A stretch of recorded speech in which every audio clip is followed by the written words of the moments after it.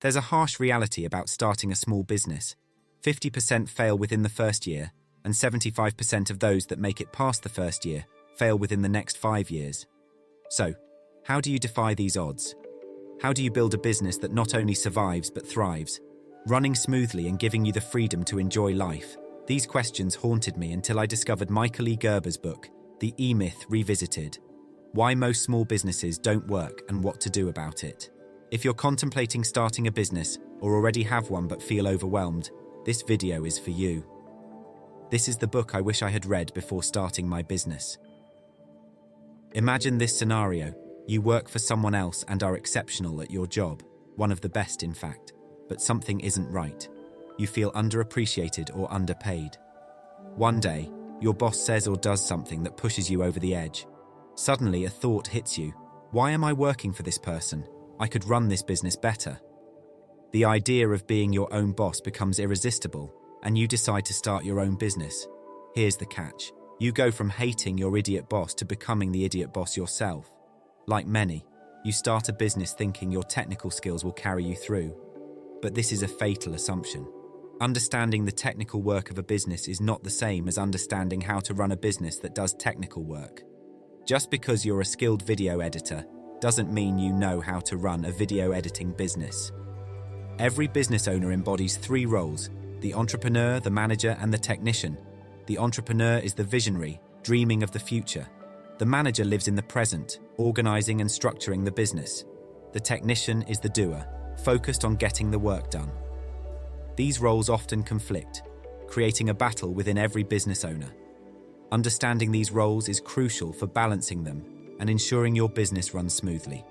Let's break it down further. Businesses grow through 3 stages: infancy, adolescence, and maturity. In the infancy stage, you're the technician. You do everything yourself, juggling countless tasks. This phase is thrilling but exhausting, and it's where many businesses crumble under the weight of endless work. You're working 12, 14-hour days, 7 days a week, and even when you're home, you're still working. You might manage the business's money, sell products, handle advertising, and take care of legal issues, all at once. Eventually, you realize there's more work than you can handle, and the balls you're juggling start to drop. Infancy ends when you understand that to survive, your business needs to change. This is a critical turning point where many businesses fail, but for those that don't, they move into adolescence. In adolescence, you realize you need help. Every business that survives grows into this phase, where you start hiring others to share the workload. This often begins with technical help, someone who can handle the tasks you don't enjoy or aren't skilled at. Maybe it's an accountant because you hate accounting, or a salesperson if you prefer production. Hiring your first employee, let's call him Harry, is both a relief and a new challenge. Harry handles accounting, freeing you up to focus on other areas. But soon, you start delegating more tasks to Harry, and he hires more employees. Your business is changing, and you're no longer in control. Problems arise, deadlines are missed, and customer complaints increase. You begin to realize that no one cares about your business as much as you do, and managing your growing team becomes overwhelming.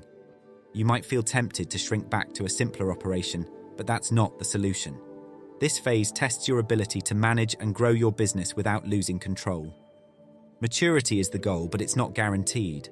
However, maturity isn't just the result of surviving the first 2 phases. You can start your business with a mature mindset from day one. This means adopting an entrepreneurial perspective, where you see your business as a system that can operate without you. Companies like McDonald's, Disney, IBM, and Apple didn't become great by accident. They started with a vision and a model that could be replicated and scaled. To build a business that doesn't depend on you, think like a franchise. McDonald's, for example, perfected their system so well that anyone can run it. The key is to see your business as a product and develop systems that anyone can follow. This involves creating detailed processes and checklists for every task, ensuring consistency and efficiency. Here's where the franchise prototype model comes in. You need to build a systems-dependent business, not a people-dependent one. This means creating a detailed business model that can be replicated. Think of it as building a machine with interconnecting parts. Your goal is to make your business run smoothly, even if you're not there. This requires shifting your perspective from working in your business to working on your business.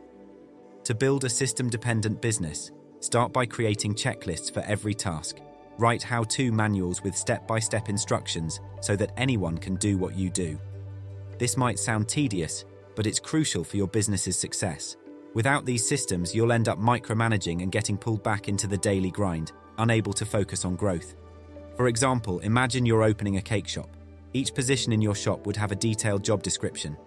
This clarity ensures that every worker knows exactly what to do and how to do it, from buying ingredients to keeping the shop clean, baking cakes and handling transactions. This ensures that your cakes look and taste the same, delivering a consistent experience to customers. Building your business prototype is an ongoing process. It's not something you do once and forget. The author calls this the business development process, which consists of 3 steps: innovation, quantification, and orchestration. Innovation involves continuously improving your business operations and customer service. It's not about making big changes, but finding small tweaks that can have a significant impact. For example, test different ways of greeting customers. Instead of asking, "May I help you?" say, "Hi, have you been here before?" This change can lead to a more engaging conversation and potentially increase sales. Quantification means measuring the impact of these changes. Track data to see how different strategies affect your business. If you find that sales increase when employees wear a particular color, make that the standard uniform. Use data to guide your decisions rather than relying on vague feelings. Orchestration is about standardizing successful innovations. Once you know what works, implement it as a standard practice. This creates a consistent and efficient business model that anyone can follow. By focusing on these steps, you build a business that can run without you, ensuring long-term success and growth. The key takeaway is to create systems that allow your business to operate independently, freeing you to focus on strategic growth and innovation. Thank you for watching. I hope you found this video helpful. If you did, please like, comment, and subscribe for more insights on building a successful business.